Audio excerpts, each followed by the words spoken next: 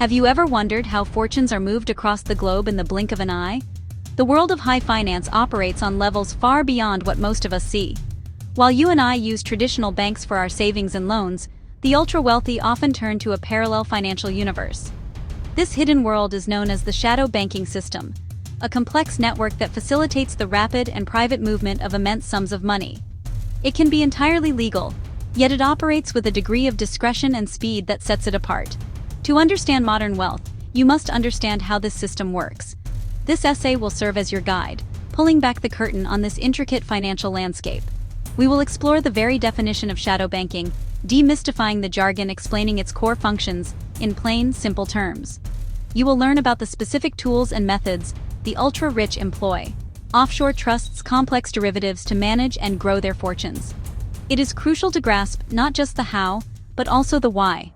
Motivations are multifaceted. At its core, the shadow banking system is a vast network of financial firms, markets, and instruments that perform bank-like activities without being regulated as traditional banks. Think of it as a parallel financial system. While your local bank takes deposits from the public and is subject to strict oversight from regulators to protect those deposits, shadow banking entities operate under a different, often looser set of rules. They do not typically accept insured deposits from the general public, which is a key reason they escape the same level of scrutiny. This category includes a wide array of players: hedge funds, private equity firms, money market funds, other specialized financial vehicles. The primary function of these entities is credit intermediation, channeling money from those who have it to those who need it. They facilitate lending, borrowing, trading of debt on a massive scale. For example, a corporation might turn to a private credit fund for a large loan instead of a traditional bank because the fund can offer more flexible terms and execute the deal faster. The term shadow does not necessarily imply something illegal or sinister. Rather, it means these activities happen outside the view of traditional bank regulators, operating in the shadows of the mainstream, highly regulated banking sector. So, why does this system even exist? The main drivers are demand for speed, flexibility, and innovation that traditional banks often cannot meet. The ultra-rich and large corporations require customized financial solutions and the ability to execute massive transactions with speed and privacy. The ultra-wealthy have a sophisticated toolkit at their disposal. They move money with precision and privacy, often leveraging the shadow banking system. One of the most well-known methods: offshore accounts trusts. These structures are set up in low-tax, secretive jurisdictions, Cayman Islands, Switzerland. They protect assets from litigation, protect from political instability, and can defer or legally reduce taxes. A trust lets someone transfer assets to a trustee who manages them for heirs, often keeping inheritance details out of public record. Private banks serve as a central nervous system. Family offices are private companies dedicated to single-family needs. Family offices manage investments and also handle tax planning, estate planning, philanthropic work, day-to-day bills. They connect the wealthy to shadow banking products, executing large private deals off the public radar. Another key strategy: alternative assets. Most investors think stocks, bonds, private equity, hedge funds, fine art, vintage cars, prime real estate in global capitals. These assets are often illiquid and hard to value, which can aid tax and estate planning. A multi-million-dollar painting can be moved across borders more discreetly than cash private companies. The immense appeal of the shadow banking system for the ultra-wealthy can be distilled into a few powerful advantages: speed, flexibility. In the world of high-stakes finance, opportunities are fleeting. A traditional bank, bound by compliance and bureaucracy, might take weeks or even months to approve a complex 9-figure loan. A private credit fund, a consortium of hedge funds operating in the shadow system, can analyze the risk, structure the deal, and deploy the capital in a matter of days.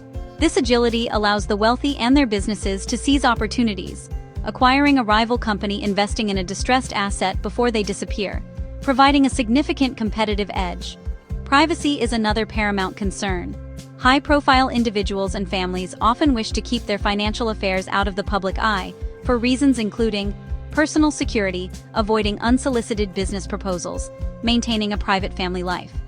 Traditional banking transactions and public market investments leave a digital and paper trail.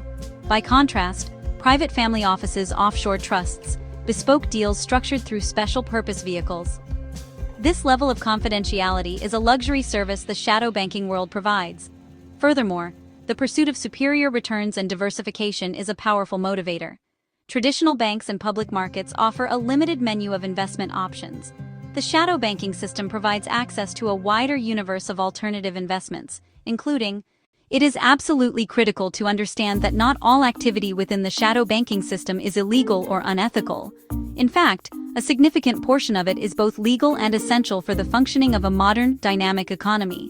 These channels provide vital liquidity, enable risk transfer, and finance real economic activity that might otherwise not get funded by traditional banks. A startup company might get its crucial early funding from a venture capital fund, which is a form of shadow banking. A corporation might use a complex derivative to hedge against currency fluctuations, protecting jobs and revenue. When used responsibly, these tools are legitimate and beneficial. However, the system's defining features, its opacity and lower levels of regulation, also create opportunities for activities that cross the line into dangerous or illicit territory. The primary danger is systemic risk stemming from a lack of transparency. When a huge volume of interconnected trades and loans is hidden from regulators, no one has a complete picture of where the risk is concentrated. If one large, highly leveraged fund fails, it can trigger a domino effect, causing losses to cascade through the financial system in unpredictable ways. This hidden interconnectedness can transform a problem at a single firm into a full-blown market crisis, as the world witnessed in 2008. The line is also crossed when these secretive structures are used for explicitly illegal purposes, such as money laundering or tax evasion.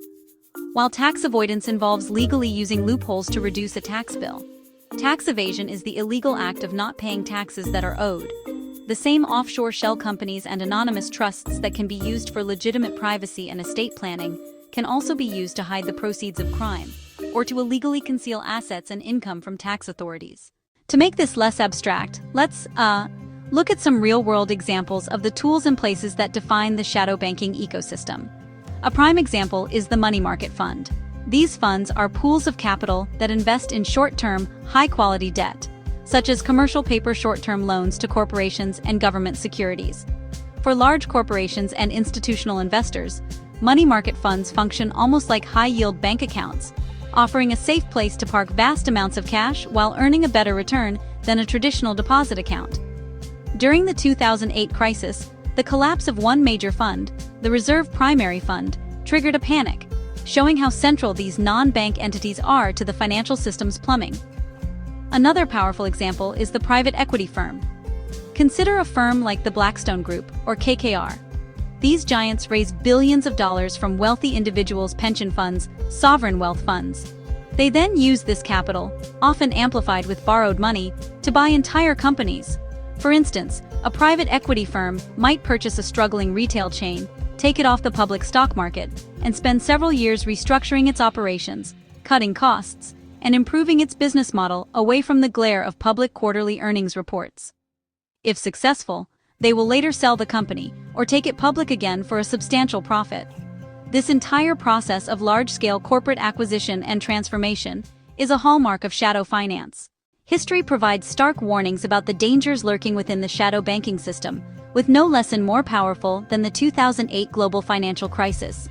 At the heart of that crisis were shadow banking instruments, mortgage-backed securities, collateralized debt obligations.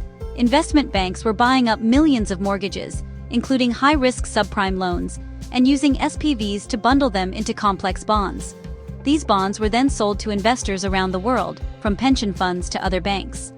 The system worked as long as house prices kept rising, but it was built on a mountain of hidden risk and excessive leverage. The failure of Lehman Brothers in September 2008 serves as the ultimate case study. Lehman was not a traditional commercial bank. It was a massive investment bank deeply enmeshed in the shadow banking world. It was heavily invested in these mortgage-backed securities and used the short-term repo market, another shadow banking mechanism, to fund its daily operations. When the value of its mortgage assets plummeted and its short-term lenders lost confidence, they refused to roll over its loans. Deprived of its funding, the firm collapsed almost overnight, sending shockwaves through the global financial system and proving that a non-bank could be too big to fail. Another crucial lesson came from the near collapse of the insurance giant American International Group, AIG. AIG was not brought to its knees by its traditional insurance business, While you may not be moving billions of dollars, understanding the warning signs of excessive risk within the financial system is a valuable skill for any citizen or investor. The first and most important red flag is extreme complexity. If a financial product strategy deal is so convoluted that even the people selling it struggle to explain it in simple terms, you should be extremely cautious. Complexity is often used to obscure risk, not to eliminate it. The CDOs at the heart of the 2008 crisis were notoriously opaque. As a general rule, if you cannot understand an investment, you should not put your money into it. True value and sound strategy should be explainable. Another critical sign to watch for is high leverage. Leverage is simply the use of borrowed money to amplify potential returns, but it also amplifies potential losses. When you hear about firms or funds making huge bets with a small amount of their own capital, it is a sign of high risk. In the lead-up to a crisis, leverage tends to build up across the system as firms become overconfident. Pay attention to reports about rising corporate or private debt levels. We have journeyed through the intricate and often misunderstood world of shadow banking, revealing it as a powerful engine in modern global finance. It is the system that provides the speed, privacy, flexibility that the ultra-wealthy and large corporations demand to move and grow capital on a colossal scale. From the private equity firms that reshape entire industries to the offshore trusts that preserve generational wealth, its tools are as diverse as they are potent. This system is not inherently evil. Much of its activity is legal and lubricates the gears of the global economy. It does so by providing liquidity and financing innovation in ways that traditional banks cannot. However, we have also seen that its greatest strengths, discretion, freedom from heavy regulation, are also its most profound weaknesses. The shadows that provide privacy can also conceal systemic risks that, when unleashed, can threaten the stability of the entire global economy. The lessons from 2008 are a stark reminder that the complex, leveraged bets made in this parallel universe can have devastating real-world consequences for everyone. The line between legitimate tax optimization, illegal evasion, prudent risk-taking, reckless gambling can be dangerously thin. It is a world that requires constant vigilance from regulators and informed awareness from the public. This knowledge should not leave you feeling powerless. It should do the opposite. It should empower you. By understanding the mechanisms the wealthy use, the motivations that drive them, the risks they entail, you are better equipped to make sense of the financial world around you. You can more clearly identify the difference between sound financial strategy, a speculative bubble. You can appreciate the importance of transparency, prudent regulation. You can apply these lessons to your own financial life by